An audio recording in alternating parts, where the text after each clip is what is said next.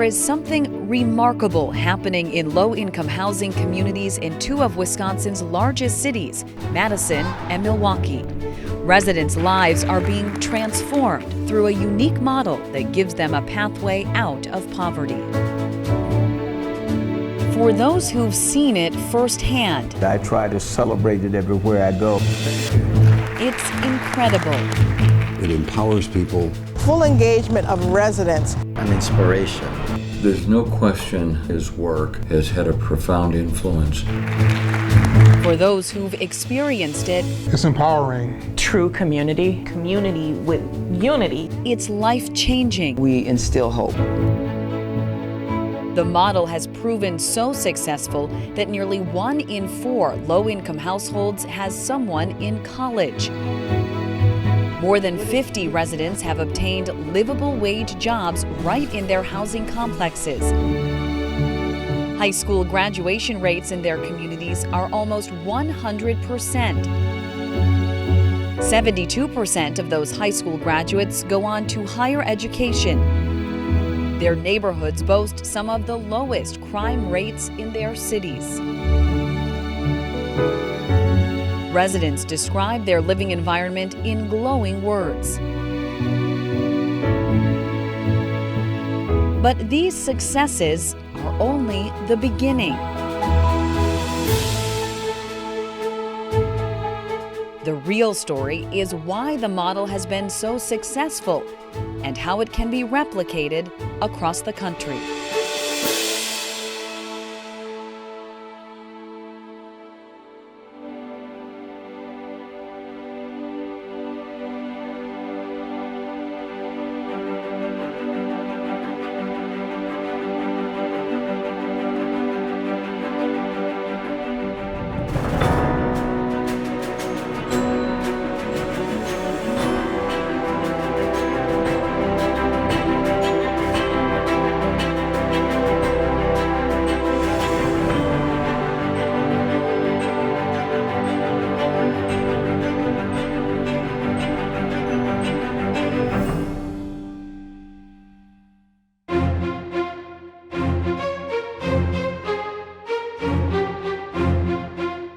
The Wisconsin anti-poverty model is a holistic approach to empowering poor people who live in low-income housing complexes in Madison and Milwaukee, Wisconsin. This model empowers individuals to effect a change in their lives. This model suggests that people get engaged in the process, they talk about what they need and what they want, and we build it from the ground up. Instead of having people from the outside come in and work on the people, we wanted to develop the internal capacity of the community to develop leadership and to vision with them what the needs are, how they identify the problem, then provide the resource base and the opportunity of a nurturing environment for them to resolve those issues. This model is one of the most impressive models you'll find when it comes to housing. He brings a wealth of insight and vision that I think have changed the lives of many people. It is the pathway to economic success for themselves and for our community.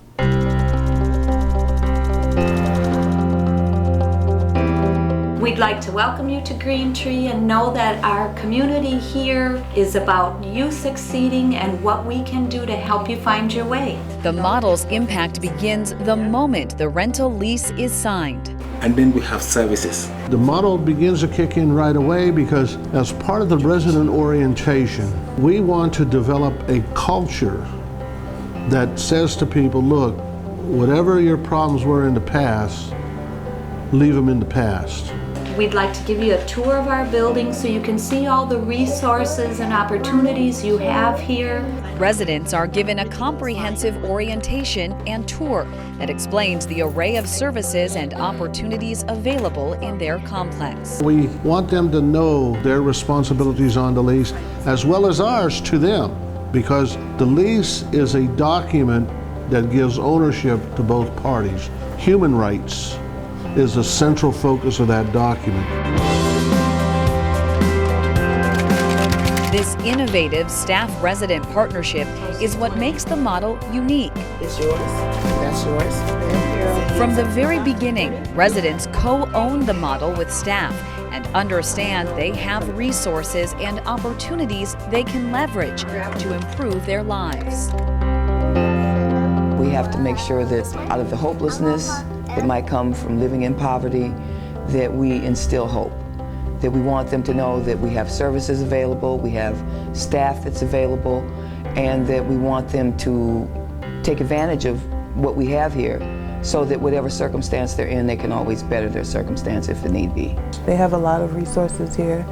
You know, if you need any help, they're willing to help you. One of the things that they were very good at is keeping everyone informed about job fairs, being able to get assistance with developing resumes, any programs dealing with health care, as well as obtaining benefits. We try to implement the model in how we interact with residents, but also in what we really believe about the residents. So it isn't just like a work duty, it's a real philosophy. It's how you view other people. Here, the residents serve as consultants, helping to build the very programs and services they use to succeed. There is childcare and the Head Start program. There are after-school programs, college prep programs, adult education and employment assistance. The whole neighborhood has a voice in what goes on in the community center. Once they inquire about a program or inquire about something that we don't have, Miss Vicky and her staff, they try their best to bring it in. If there's a need in the community from a resident, something they want, we sort of build our programs around it. Whenever anyone has an interest in something that we think is valuable, then we try and find how can we support it and how can we help them to share their interests with the other people that live here. The community learning centers in the housing complexes tie everything together. Equipped with the latest computer technology, all residents have access to the internet, tutors, and classes to help them succeed. The learning center is like a living room, in the whole complex. It's a common place that people come to be together, to celebrate. And it's a place where there's a lot of good information, good resources. It gives them a place to come to where they can get the things they need as far as job searches, as far as kids getting help with homework. So it has different aspects of what they need. We don't want to just show a person, this is what you can do. We want to help people know how to help themselves. Here, I think that it's just centralizing it into one spot and having a core team of people that's helping to facilitate that really works. Most of the staff who work here also live here.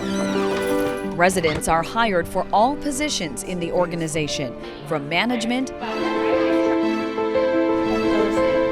to services.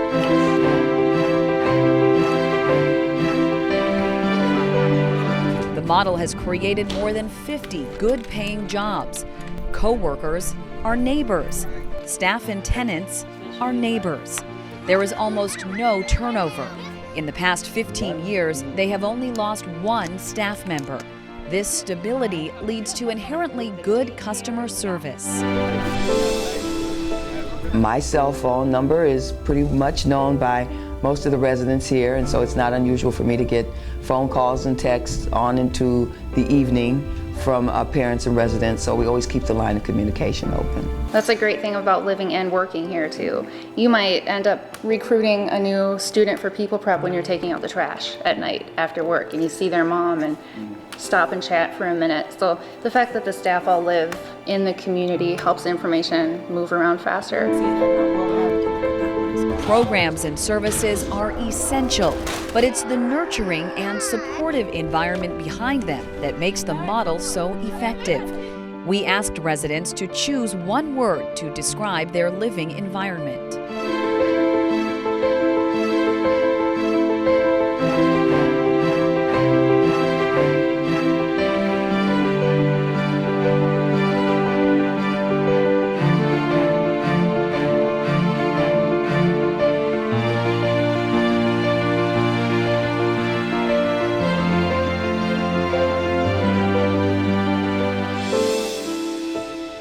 I feel very fortunate to be here today because when I started living here, I was a single parent. And I was just working all the time, but I didn't really have, anyone who would believe in me. In this place, when they took me and they believed in me and they invested in me and made sure that I had everything that I needed, And for me, to going back to school again, I feel fortunate. They pretty much gave me like a second chance. Back and forth moving around, not quite so stable. So when I put in an application for here, it was like that opening door of, don't give up, don't stop, keep fighting for it. And 5 years later, I'm still here. It's helped me pursue my dreams because I've always wanted to raise my family in a nice environment where it was safe. This is home to me. The model has a funding base that is self-sufficient and sustainable. Part of the profits from the rent that residents pay goes into a special account and is returned to the residents in the form of jobs and scholarships. For those who say, well, your rents must be outrageously high, actually, our rents are below the street market rents that we have to approve every 5 years by an independent appraiser coming in, then getting it to HUD, then HUD saying, yeah, okay, it is. It demonstrates that across the nation, there's the potential to self-fund on these housing developments, that type of internal social service base, pushing education and employment of the residents.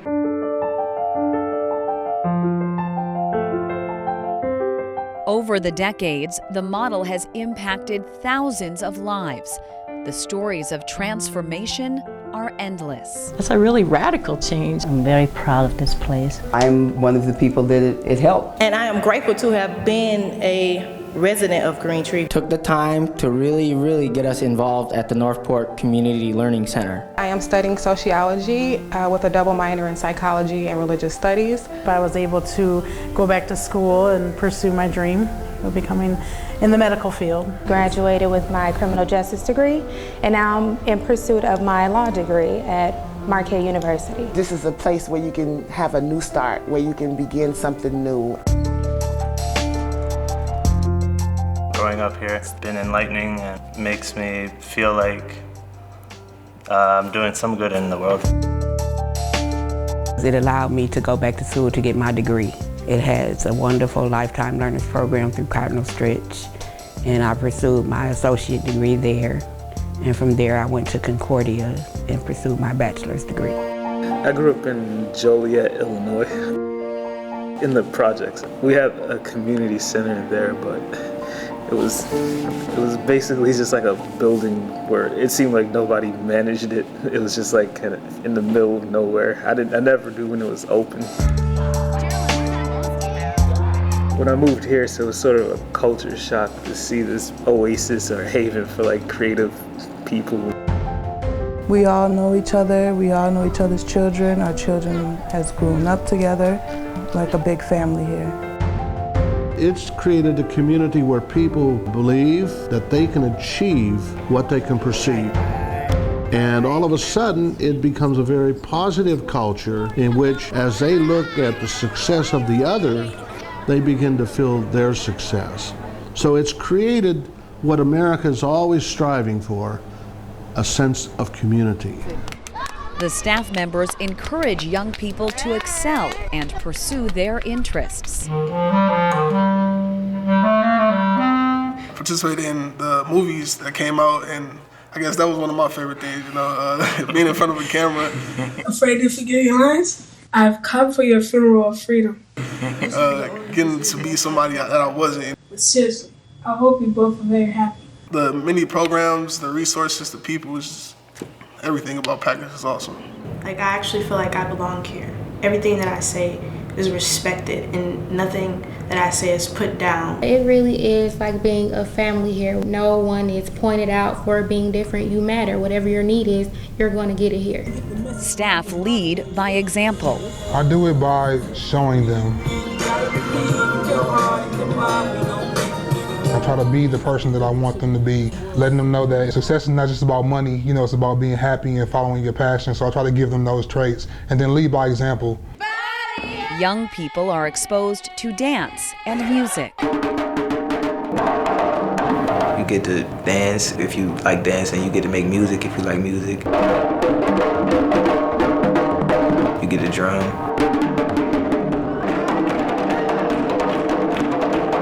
It made me the person I am today. We try to get our residents here to understand that there's nothing that they can't do. Education is the key. It is absolutely important. At the heart of the model's philosophy is the conviction that educational achievement is the key to breaking generational cycles of poverty. Education comes first. I can do anything that I put my mind to. More than $625,000 in educational scholarships have been awarded to more than 115 residents in Madison and Milwaukee over the past decade. Students embrace the opportunities they are given and are either attending or know where they will be going to college. I am a junior at Rusk College in Holly Springs, Mississippi, majoring in mass communications, broadcast journalism. I want to go to Harvard. University of Wisconsin in Oshkosh. Lakeland College in Sheboygan, Wisconsin. Princeton University. I want to go to Fisk University in Nashville, Tennessee. While the model has proven success in creating employment and educational opportunities,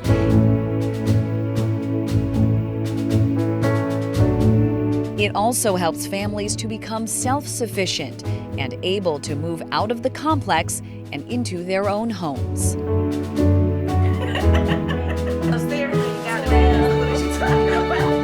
I've been here since 2009. Where I live at now, we have a one-family home, 4 bedrooms, and we have a lot of space. It's definitely different renting. You can call the office and say, hey, my garbage disposal doesn't work. And when you're a homeowner, there's plumbing, there's electrical, there's roofing and gutters. So it's a great change, but it definitely gives you pride in knowing that you have something that you're taking care of yourself as well. We came 2003. The Bading family's story demonstrates the success of the model at its best. When they arrived from Africa, they had no job and no way to support the family. We lived there for 1 year, and during we lived there, we pay only $35 a month because we don't have income. After a year, I got a job. Mr. Bading's wife also got a job, and soon after that, the family moved out into their own home. Mrs. Bading says the Packers low-income housing complex will always have a special place in her heart. I really appreciate Packer because even I live in my house and I still have a hole in my heart because the way they treat us and the way we lived there before, we feel like we're leaving home. Because the model has been so successful, there is a strategic planning group working to get HUD to pilot it nationally in 5 low-income housing projects around the country. This doesn't require new legislation. This doesn't require congressional action. What is HUD's ability to go back in and change those terms versus instituting this for new developments? They already have the language there, okay? But they have never engaged a programmatic focus on it. I first tried to develop a list of politicians.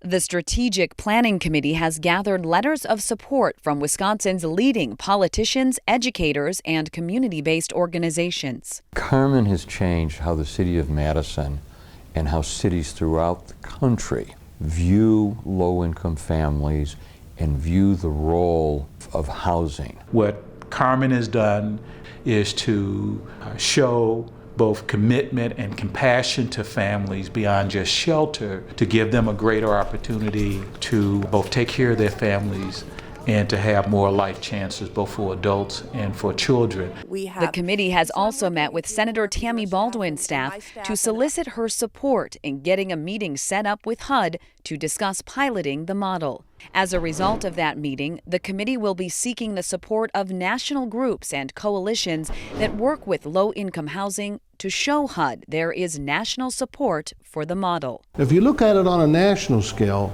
it could be an underpinning for redeveloping our communities. We already have an infrastructure in place, HUD housing. We're not saying you have to replicate the exact model design, but the principles, yes.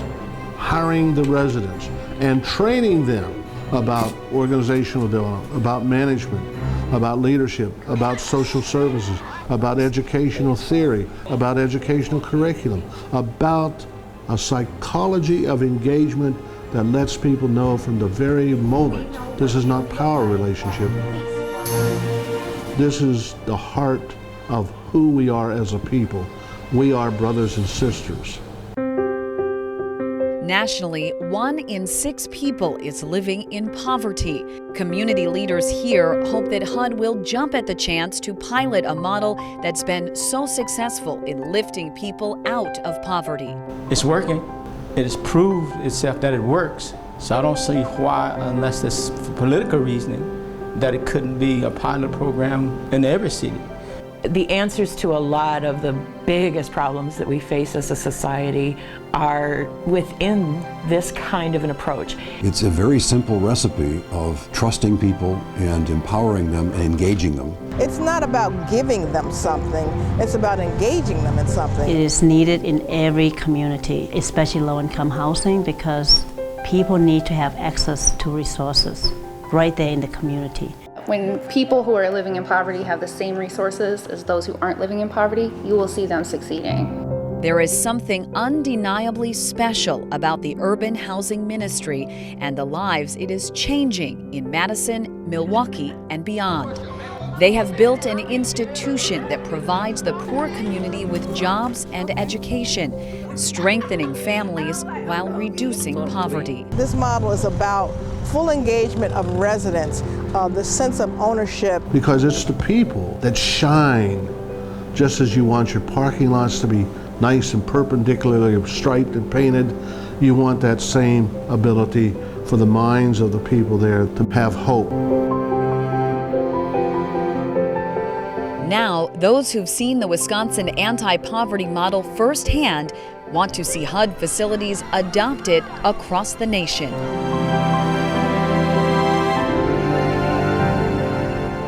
It begins to generate the sense of the beloved community. We are truly interdependent, regardless of race, social background, economic status, education status. Just by being human, we have the potential for a dignity of integration and interdependence that far exceeds anything we have tried to dream of in the past.